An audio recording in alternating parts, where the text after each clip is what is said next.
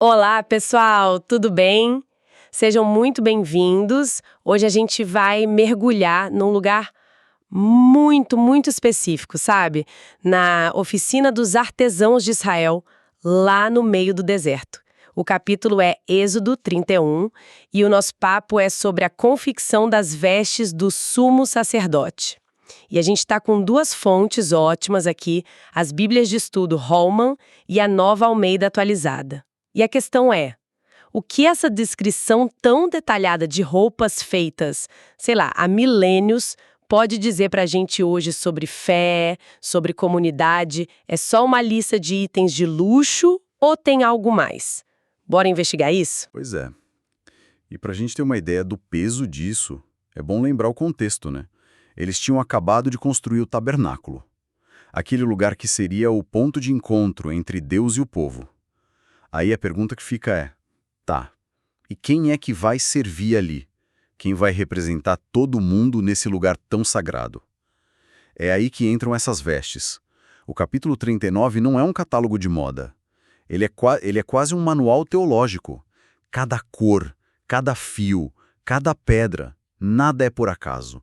Foi tudo ordenado por Deus a Moisés. E o que a gente vê é uma resposta de obediência e uma arte, assim, de tirar o fôlego. Com certeza. E essa arte já começa com uma complexidade que, nossa, me surpreendeu. A peça principal é o éfode, que é tipo uma estola sacerdotal, né? As fontes descrevem os materiais: ouro, fio azul, púrpura, carmesim, linho fino. Mas uma coisa que eu nunca tinha reparado de verdade é como eles usavam o ouro. Eu sempre imaginei que fosse, sei lá, um bordado por cima do tecido. Mas não, o texto diz que eles batiam o ouro até virar uma lâmina fininha, cortavam em fios e teciam junto com os outros. Isso devia dar um efeito, um brilho completamente diferente, não? Exatamente. Muda tudo. E o que me impressiona aí não é só a habilidade dos caras, é o que isso significa.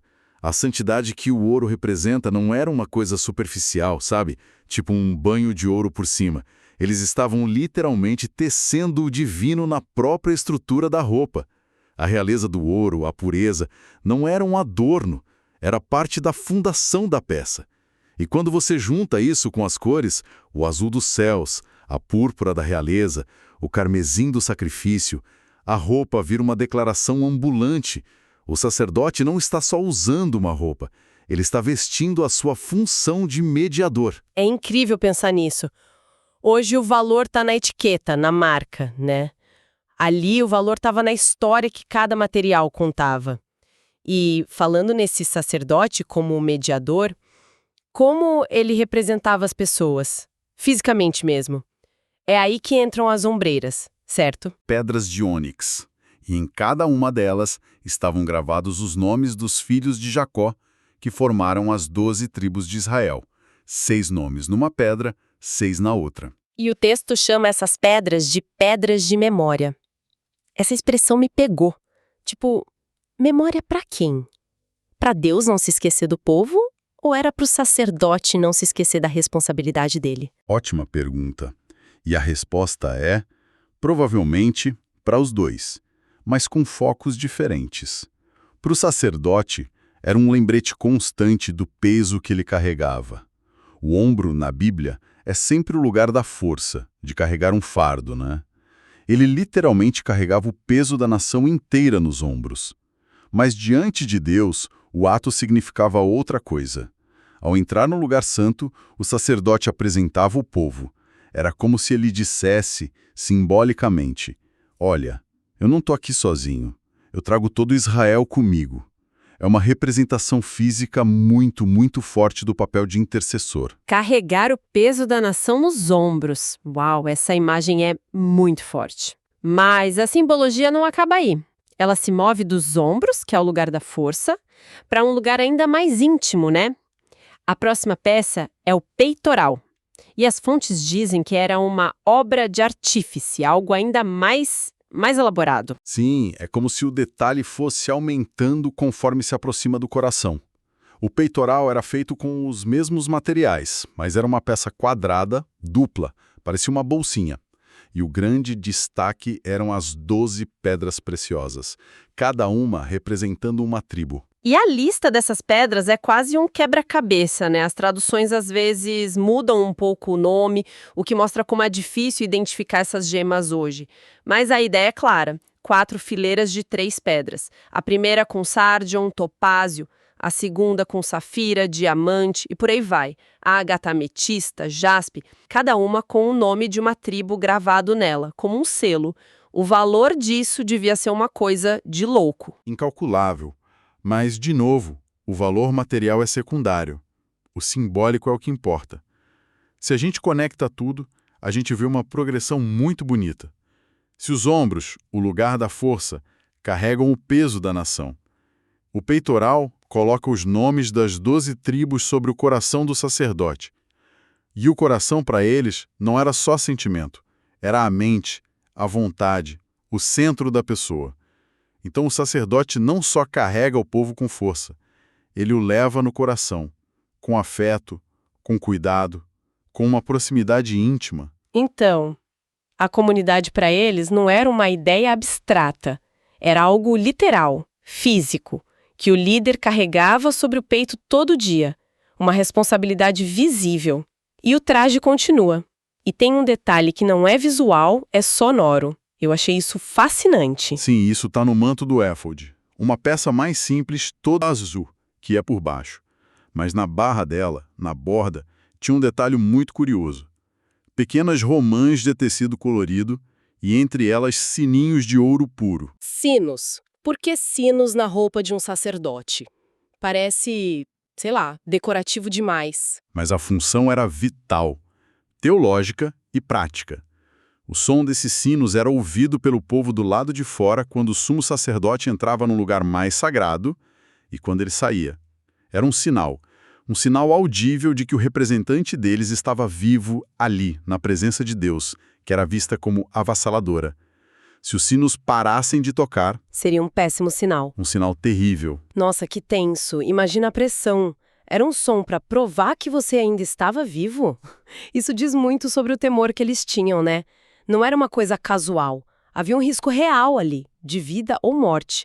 O som era um sinal de vida, um sinal de que a mediação estava acontecendo. Exatamente. E para coroar tudo isso, literalmente coroar, tinha a inscrição na testa, no turbante que o sacerdote usava. Tinha uma pequena lâmina de ouro puro. E nela, gravada bem visível, a frase: Santidade ao Senhor.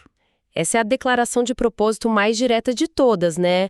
Não tem simbolismo escondido aí, é uma afirmação. Para quem? Pro povo? Para o próprio sacerdote se lembrar. Para todos? A testa é o lugar mais visível de uma pessoa. Para o povo, era a garantia de que o seu representante estava consagrado. Para o sacerdote, era um lembrete constante de que a santidade, a separação para Deus, era a sua qualificação principal. E diante de Deus, era a sua credencial, a identidade com que ele se apresentava. Isso tudo nos leva para a cena final do capítulo, que amarra tudo. Depois dessa descrição toda, a obra do tabernáculo e de todas as peças está pronta. Aí os israelitas trazem tudo para Moisés para uma inspeção. A tenda, a arca, os altares e, claro, todas essas vestes. E essa avaliação do Moisés é o clímax. Não é só um controle de qualidade. É uma verificação teológica. Exato. E o texto enfatiza isso de um jeito quase obsessivo. Ao longo do capítulo todo, a frase "como o Senhor ordenara a Moisés" se repete um monte de vezes. E no final, quando Moisés vê tudo pronto, o texto diz: "E eis que a tinham feito como o Senhor ordenara, assim a fizeram." É uma repetição de propósito. E só depois de ver essa obediência, o capítulo fecha com uma frase simples, mas muito poderosa. Então Moisés os abençoou. Essa repetição é a chave de tudo. Não é um erro, é uma ênfase teológica fortíssima. O valor daquela obra toda, por mais magnífica que fosse, não estava na criatividade dos artesãos. O valor supremo estava na fidelidade deles. Eles não tentaram melhorar o projeto, não botaram um toque pessoal para inovar, eles executaram o plano com perfeição. E a bênção de Moisés não é um parabéns, bom trabalho. É o reconhecimento de que a comunidade cumpriu sua parte no pacto. Foi a obediência que consagrou o trabalho todo e que abriu o caminho para a presença de Deus habitar ali. Então, para a gente amarrar os pontos, o que a gente vê em Êxodo 39 é que criar essas vestes foi muito mais que artesanato de luxo. Foi um ato de obediência da comunidade, uma aula de teologia que você podia ver, tocar, e um processo de consagração. Cada fio de ouro, cada pedra gravada, cada sininho, tudo tinha um propósito e contava uma parte da história da relação entre Deus e aquele povo. Exatamente. E isso me deixa pensando, sabe? Levanta uma questão importante. No mundo como o nosso, que valoriza tanto a inovação, a expressão individual, a eficiência, o que é descartável? O que a gente pode aprender com uma cultura que via o auge da sua arte e da sua devoção na execução fiel de um plano recebido? Onde é que a gente, hoje, encontra esse nível de dedicação e de atenção ao detalhe para expressar aquilo que a gente considera mais profundo ou mais sagrado? É algo para a gente refletir.